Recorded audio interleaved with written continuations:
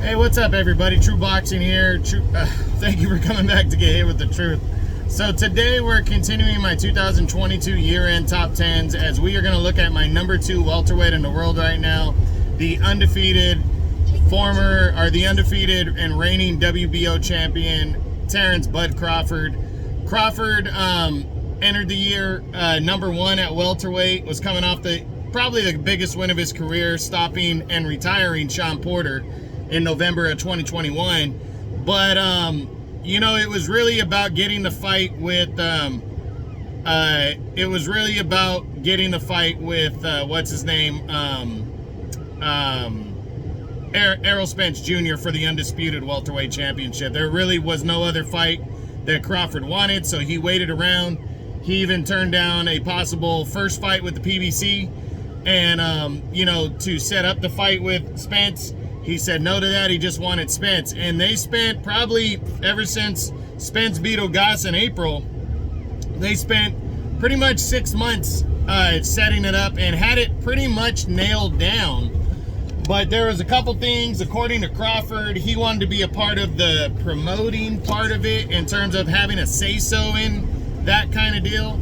And, you know, Al Heyman and the PBC shut him down, said no, so Crawford, according to him, pulled out because of that reason, that he was not guaranteed a certain amount of money, just a percentage. So he at least wanted to be a part of decision-making over some things, and he was told no, so he decided to pull himself out of the fight. And in December, he ended up making a defense against David Avanesian. You know, Avanesian just not on Crawford's level, as Crawford just pretty much beat him down and scored a brutal 6th-round knockout win over Avanesian as Crawford retained his welterweight title. And now it's up in the air again on what's going to happen. You know, Crawford is a promotional free agent.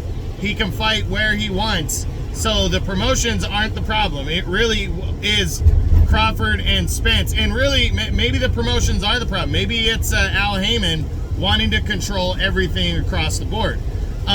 You know, the fight could happen in the first half of the year still. Crawford said that he'd still be down to fight, and Spence said, you know, that he's still interested, but they got to get over that finish line and get it done.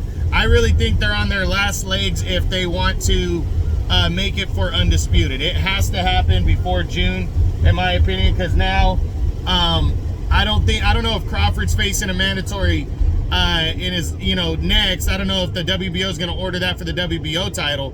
But I know the WBC has already ordered Keith Thurman to get the next shot. The IBF is going to order Jaron Boots Ennis to fight the champion now that Boots is the interim champ. And the WBA is deciding their mandatory with a regular belt when Virgil Ortiz Jr. battles Imantas Stanionis in March. So I don't think those 3 governing bodies, or 4 altogether, are going to be okay with this fight rolling into the second half of the year. So it's kind of up in the air, and I believe if Crawford gets that fight, that he probably he wins.